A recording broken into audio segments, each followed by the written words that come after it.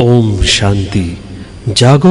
आगळ्या आणि वेगळ्या अशा सुंदर अशा अभियानाची सुरुवात करत आहे. या अभियानाचं आता आपण मान्यवरांच्या शुभ हस्ते या ठिकाणी आपण श्रीफळ वाढवून या ठिकाणी उद्घाटन करणार आहोत. महाराष्ट्राच्या वतीने हार्दिक स्वागत. या विद्यालयाचे सर्व आत्ताच्या सर्व बंधू भगिनी, ज्येष्ठ नागरिक संघटनेचे अध्यक्ष पांडुरंग दादा या ठिकाणी उपस्थित आहेत. ह्या सर्वांच्या उपस्थितीत आपण या ठिकाणी श्रीफळ वाढवणार आहोत आणि उद्याचा दिवस हा सगळ्यात याच ठिकाणी राहणार आहे. गावची यात्रा आहे. त्या ठिकाणी सर्वांना ईश्वराचा संदेश या ठिकाणी दिला जाईल आणि परवापासून आपण गावोगाव प्रत्येक घरामध्ये जाऊन ईश्वराचा संदेश देणार आहोत. सर्व घरातील लोक घराघरामध्ये स्वर्ग तयार व्हावा. सर्व देवांचा देव महादेव त्यालाच आपण शिवबाबा म्हणतो. त्या शिवबाबांचं हे कार्य आहे. या विद्यालयाची स्थापना साक्षात ईश्वराने केलेली आहे. तो ईश्वर म्हणजे दुसरा कुणी नसून आपला पिता आहे, आपल्या आत्म्यांचा पिता आहे. त्याला ह्या ठिकाणी शिवबाबा म्हटलं जातं. मुसलमान लोक त्याला अल्लाह म्हणतात, ख्रिश्चन लोक त्यांना शिव म्हणतात, गॉड म्हणतात, सिख लोक त्यांना एक ओंकार म्हणतात. असा सर्वांचा पिता एकच आहे, परमेश्वर एकच आहे. धर्म अनेक आहेत परंतु परमेश्वर एकच आहे. तो आहे सत्यम शिवम आणि सुंदरम. त्याचं हे कार्य या ठिकाणी होणार आहे. सर्व गावातील बंधू भगिनींना, सर्व नागरिकांना नम्र निवेदन आहे की आपण ह्या संधीचा फायदा घ्यावा. या ठिकाणी जिवंत देखावा, कुंभकर्णाचा जिवंत देखावा या ठिकाणी दाखवला जाणार आहे आणि ईश्वरी विद्यालयातील सर्व श्रेष्ठ ज्ञानाची या ठिकाणी माहिती दिली जाणार आहे. या ठिकाणी पूजन संपन्न होत आहे.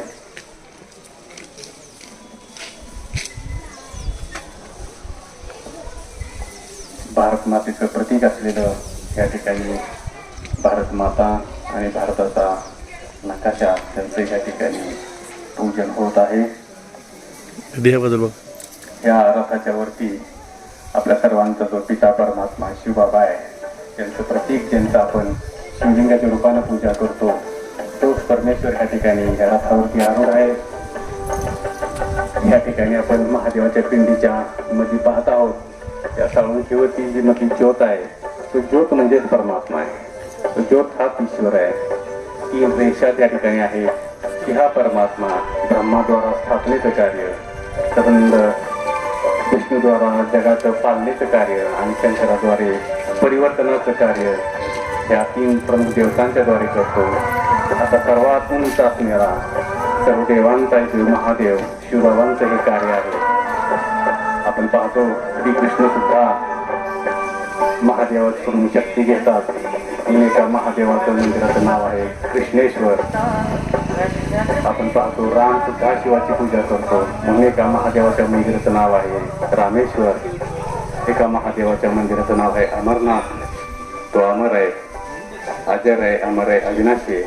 आपण सर्वजण सुद्धा अजर, अमर आणि अविनाशी आहोत. आपल्या सर्वांच्या शरीरामध्ये सुद्धा दोन्ही डोळ्यांच्या मध्ये ह्या ठिकाणी एक शक्ती दडलेली आहे. त्याला एक ज्योत आहे, एक बिंदी आहे, पॉइंट आहे. त्याला आपण सर्वजण आत्मा असं म्हणतो. मुसलमान लोक त्याला रूह म्हणतात. इंग्लिशमध्ये त्याला सोल म्हटलं जातं. असा हा सोल ह्या ठिकाणी विराजमान होऊन आपल्या ह्या शरीराद्वारे कार्य करत असतो. आत्मा ही अजर, अमर आणि अविनाशी ज्योत आहे. शरीर हे विनाशी आहे, आत्म्याला मात्र मरण नाही आहे. आत्मा हा अजर आहे, अमर आहे, अविनाशी आहे. आपण या शरीराद्वारे पाठ बजावत असतो. अशा आत्म्याचं ज्ञान म्हणजेच अध्यात्म. अध्यात्माचा अर्थ असा आहे आधी आत्म्याचं ज्ञान, त्याला अध्यात्म म्हटलं जातं. आणि आपल्या सर्वांना मला सांगायला आनंद होतोय की आपल्या सर्वांना दोन वडील आहेत. एक आहेत शरीराचे वडील आणि दुसरे आहेत आत्म्याचे वडील. त्यांची पूजा आपण शिवलिंगाच्या रूपाने करतो. त्यांना शिवबाबा म्हटलं जातं. त्या शिवबाबांची आठवण फक्त करायची एवढा सहज आणि सोपा राजयोग आहे. सर्वदा आपण ईश्वराचं चिंतन करूया, नामस्मरण करूया, शिवबाबांच्या आठवणीत हा कार्यक्रम संपन्न करूया. आणि या कार्यासाठी आता या ठिकाणी सुनीताई कदम या ठिकाणी आपल्याला प्रमुख पाहुणे म्हणून लाभलेले आहेत. त्या या ठिकाणी श्रीफळ वाढवून त्या रथाचं उद्घाटन करते. घर घर में खुशहाली होगी, मानव होगा देव समान.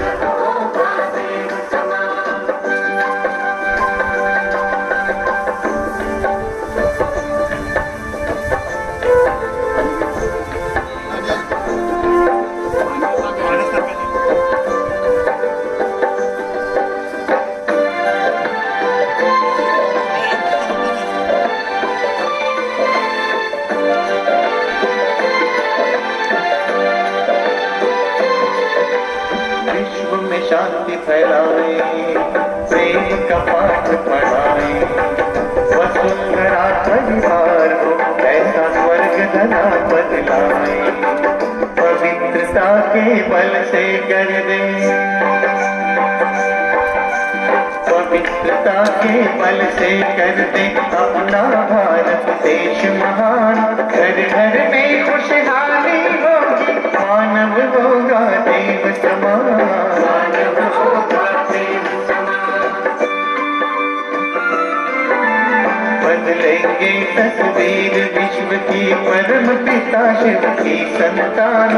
घर घर में खुशहाली होगी, मानव होगा देव समान।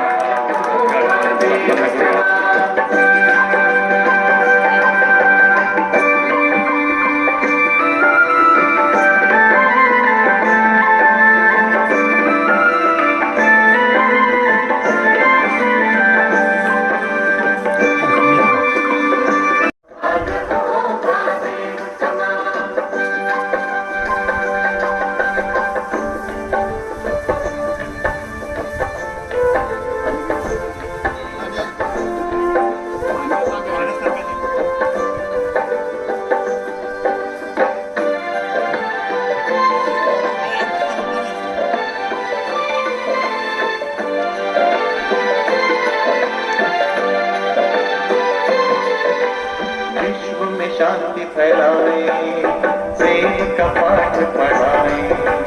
वसुंधरा परिवार हो ऐसा स्वर्ग धरा बदलाए, पवित्रता के बल से कर दे, पवित्रता के बल से कर दे अपना भारत देश महान। घर घर में खुशहाली होगी, मानव होगा देव समान, मानव होगा देव समान। बदलेंगे तस्वीर विश्व की, परम पिता शिव की संतान। घर घर में खुशहाली होगी, मानव होगा देव समान।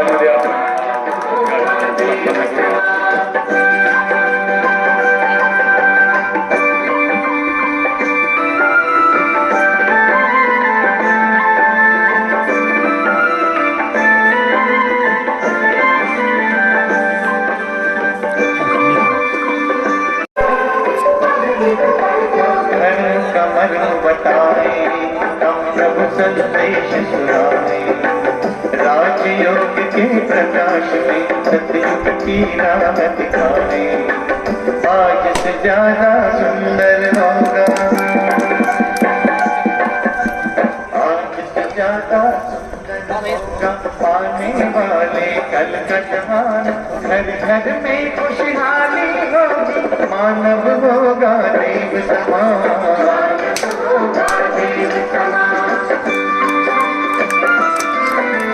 बदलेंगे तस्वीर विश्व की, परम पिता शिव की संतान।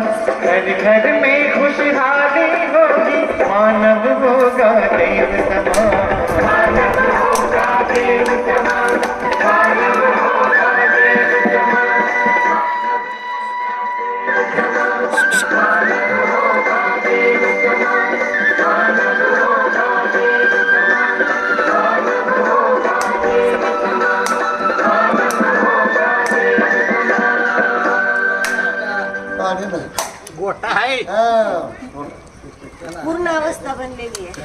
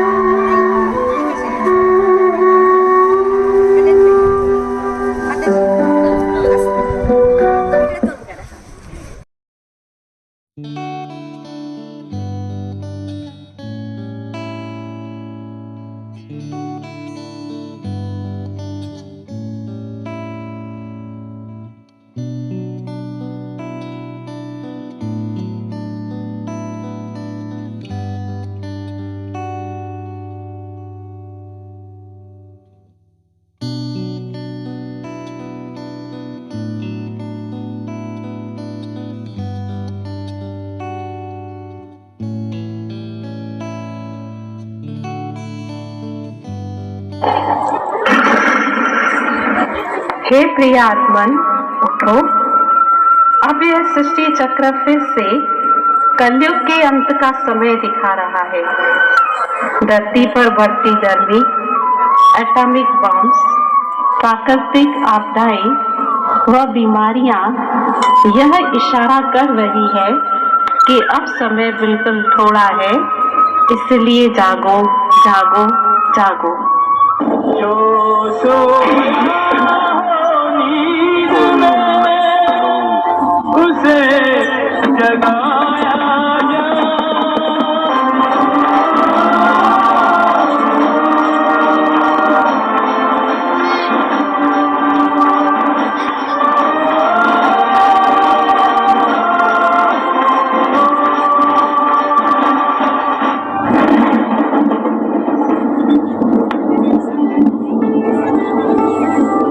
यह सब मैं क्या देख रहा हूँ?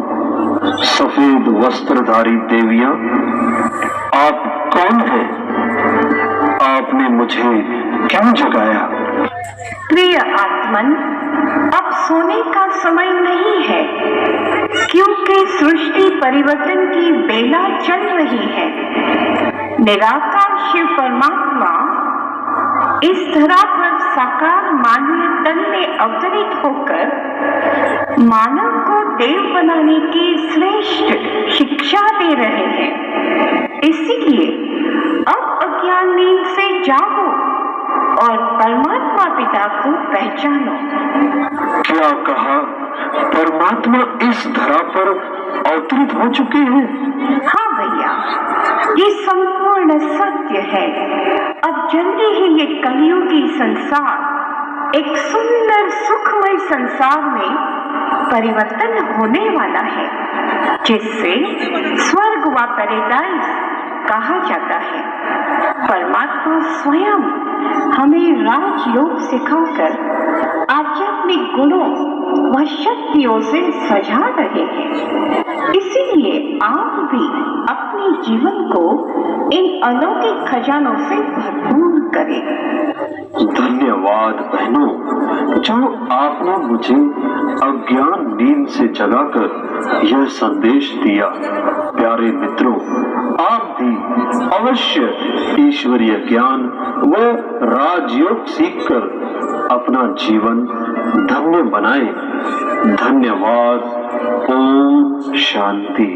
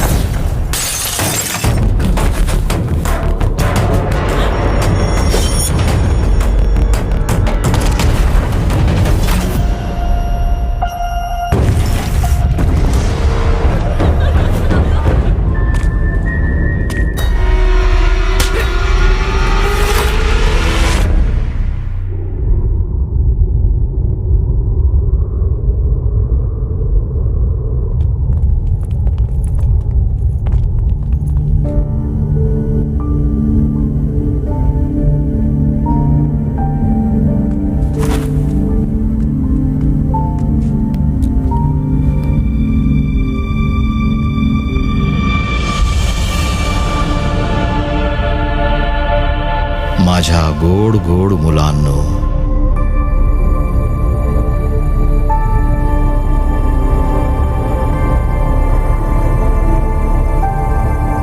कुठे जात आहात?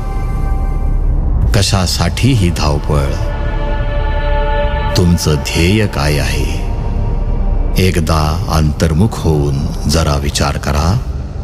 विज्ञानाच्या आधाराने ज्याप्रमाणे तुम्ही अंतराळात जात आहात, त्याप्रमाणे आपल्या आंतरिक जगताला तुम्ही जाणलं आहे.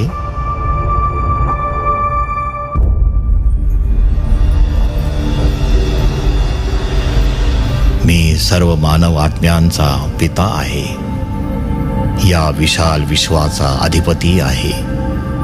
ज्योतिर्बिंदू स्वरूप त्रिमूर्ती शिव परमात्मा आहे. मी परम पवित्र परमधामाचा रहिवासी आहे. माझ्या आत्मिक मुलांनो, तुम्ही सुद्धा परमधाम रहिवासी आहात. मी प्रत्येक कल्पात प्रजापिता ब्रह्माद्वारे सत्यधर्माची स्थापना, विष्णूद्वारे स्वर्गाची पालना आणि शंकराद्वारे जुन्या पतित दुनियेचा विनाश करतो. या 3 मूर्तींद्वारे ही 3 महान कार्य करणारा त्रिमूर्ती शिव परमात्मा मीच आहे.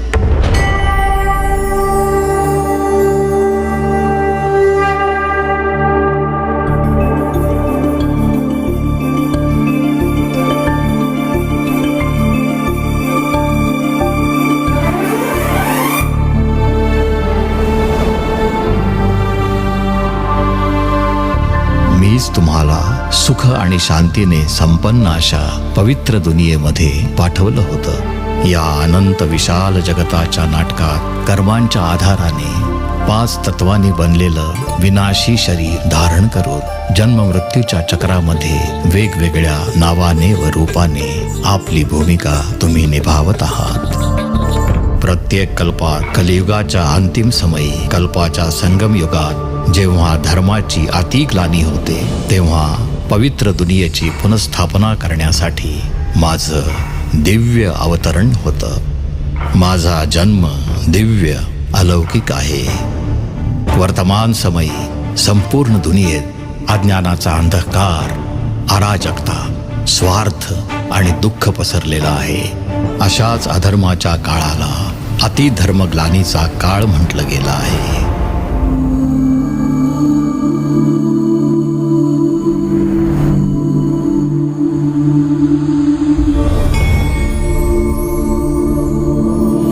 निजानंद स्वरूपम शिवोहम शिवोहम, ज्ञान स्वरूपम शिवोहम शिवोहम, प्रकाश स्वरूपम शिवोहम शिवोहम.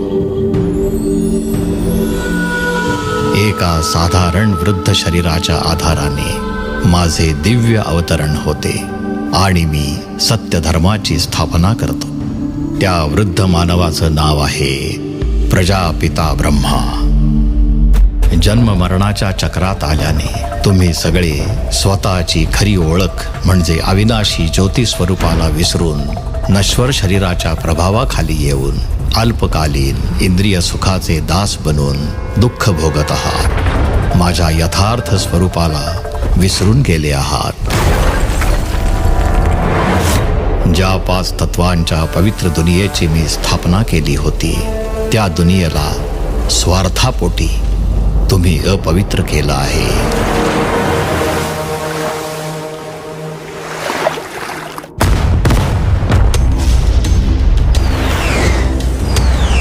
माझ्या लाडक्या मुलांनो, विज्ञानाच्या जोरावर तुम्ही अणुबॉम्ब बनवून स्वतःच्या जीवनापुढे प्रश्नचिन्ह लावलं आहे.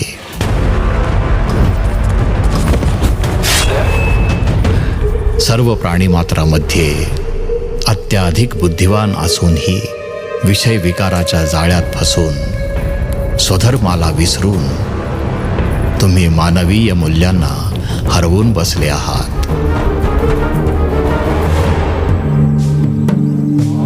सृष्टीची अल्पकालीन जीवराशी स्पष्ट करत आहे की निस्वार्थ प्रेम हेच सृष्टीच्या रचनेचे मूळ आधार आहे. तर तुम्हाला असं नाही वाटत की तुमची विकारी कर्म या सृष्टीच्या रचनेच्या विरुद्ध आहे?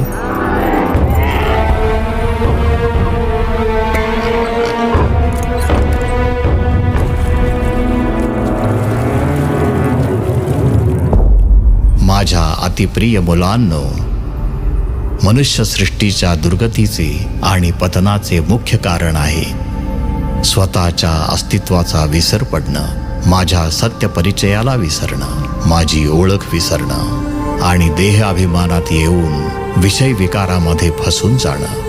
लवकरच अत्यंत दुःखाने भरलेल्या या कलियुगी दुनियेचा विनाश होऊन पवित्र सुख शांतीने परिपूर्ण असलेली दैवी दुनिया येणार आहे. तर आता अज्ञानरूपी निद्रेतून जागे व्हा. आत्ता नाही तर कधीच नाही.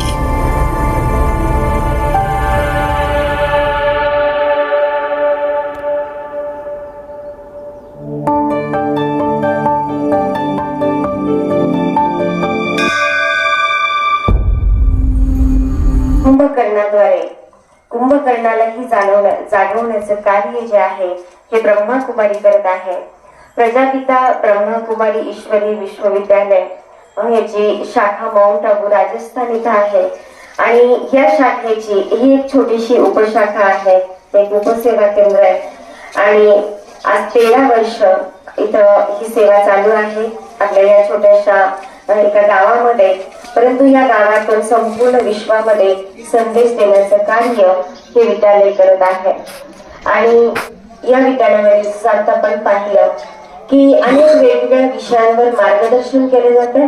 मनुष्य जीवन किती सुंदर आहे आणि त्याला सुंदर बनवण्यासाठी आपण जर व्यसनांपासून मुक्त राहिलो तर नक्कीच आपल्या जीवनामध्ये, आपल्या घरामध्ये, आपल्या परिवारामध्ये आणि पर्यायाने आपल्या भारत देशामध्ये स्वर्ग निर्माण झाल्याशिवाय राहणार नाही. कारण आजची परिस्थिती जी आता आपण पाहिली ही सत्य परिस्थिती आज आपण सर्वजण पाहत आहोत आणि ग्लोबल वॉर्मिंग नंतर जे काही त्याचे दुष्परिणाम आहेत तेही आपण भोगत आहोत. आणि वास्तविक पाहिलं तर एक छोटासा संदेश आम्ही याच्यातून देत आहोत की ईश्वर या धर्तीवर आलेला आणि तो आलेला आहेच मुळात आपल्या मुलांना दुःख, सुख, शांती, आनंद, प्रेम देण्यासाठी, दुःखातून मुक्त करण्यासाठी आलाय. तो आम्हा सर्व आत्म्यांचा पिता आहे. तो फक्त ब्रह्माकुमारी विद्यालयासाठी नाही तर ब्रह्माकुमारी विद्यालय हे तुमच्यासाठी आहे.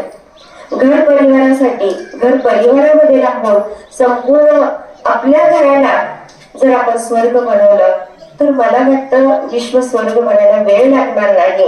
आणि म्हणून आम्ही याच्यामध्ये अनेक विषयांवर गावोगावी जाऊन सुद्धा मार्गदर्शन करणार आहोत. 27 तारखेला उद्या दिवसभर ही रथ जो आहे हा इथे सेवा करणार आहे.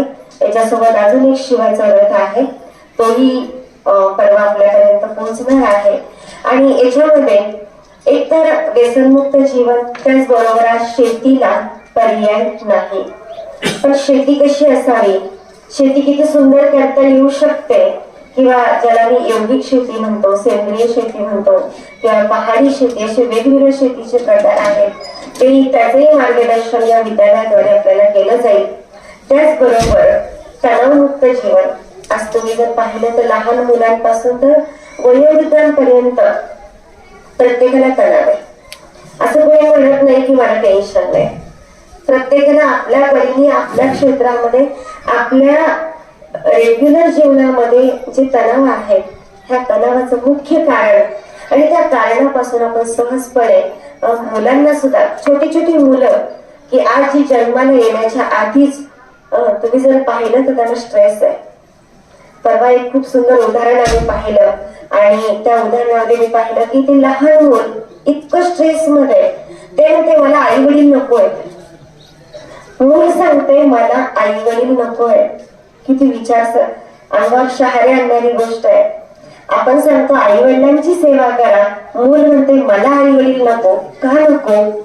तर आजोबा व्यसनी, वडील व्यसनी, आई नॉनव्हेज खातीये आणि हे सगळं पाहून त्या मुलाचा थरकाप उडालाय. किती भयानक दृश्य आहे. मला सांगा तुम्ही आजच्या पिढीवर संस्कार जे आहेत हे चांगले संस्कार कसे घडतील हेच या विद्यालयामार्फत आम्ही शिकवत असतो की आपल्या मुलांवर, आपल्या परिवारावर संस्कार घरातून पहिले होतात आणि मग बाहेर समाजातून होतात. परंतु घर आणि समाज, आई आणि वडील, त्याचबरोबर भावंड सुद्धा यासाठी निमित्त आहे, मित्र परिवार या सगळ्यांचा. परंतु हा जर सगळा स्वर्गामध्ये असेल तर जीवनाचा आनंद काही वेगळाच असेल.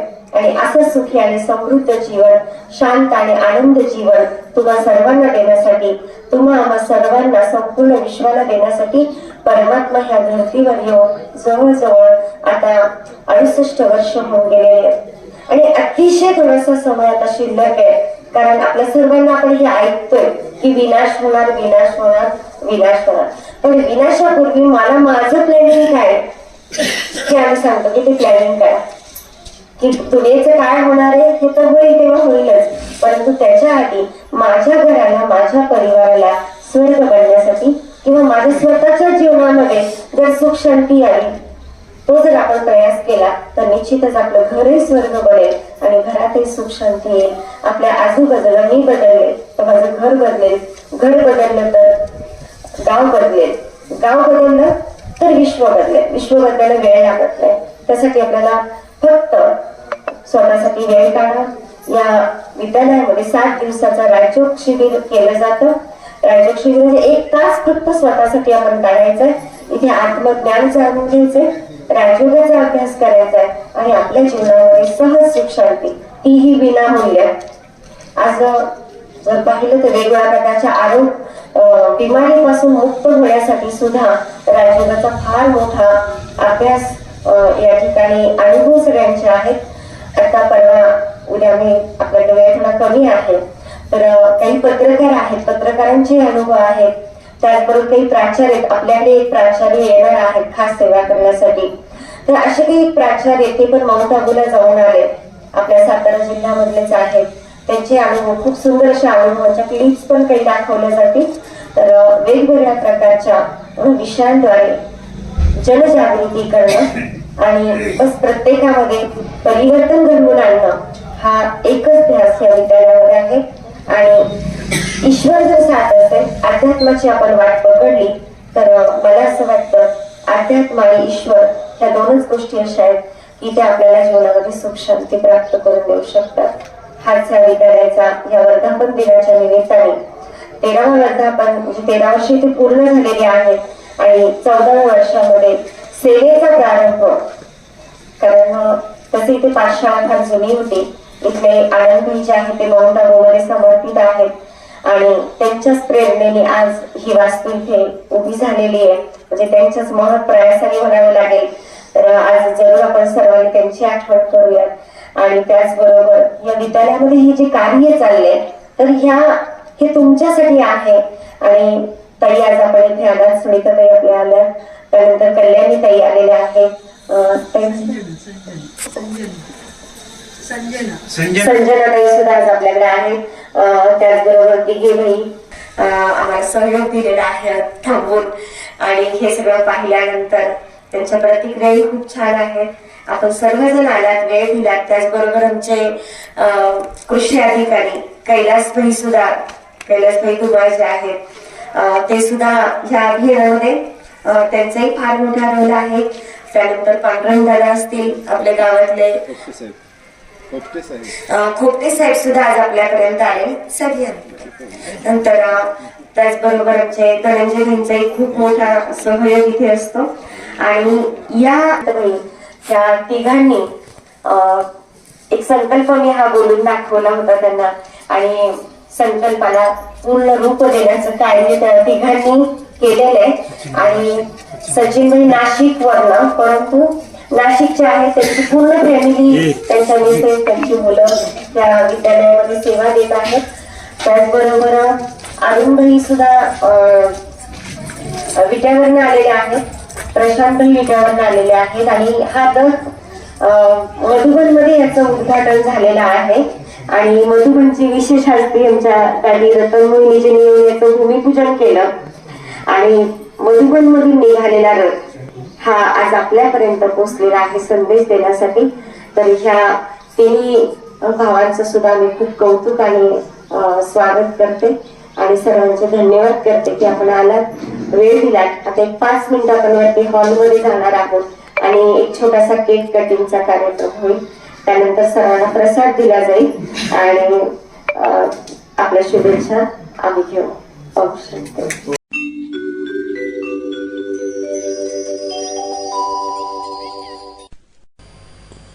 ओम शांति। जागो जागो, अज्ञान नींद से जागो झांकी में आपका हार्दिक स्वागत है।